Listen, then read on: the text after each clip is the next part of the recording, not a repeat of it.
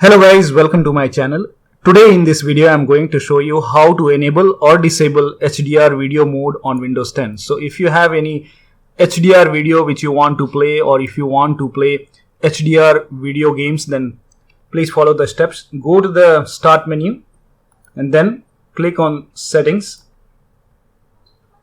click on system and click on Windows HD color settings. Click on it. And here you can see the option which says stream HDR video. So if you want to enable this feature, click on it and just turn it on.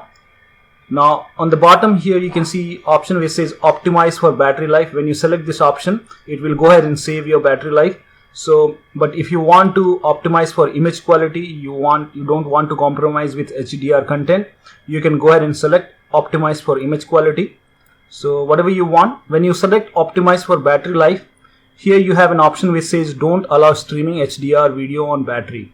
So if the laptop is on battery and if you don't want to stream HDR video on battery, or you don't want to play HDR games on battery, then you can keep it checked. But if you want to play HDR video content on battery, then you have to go ahead and uncheck this.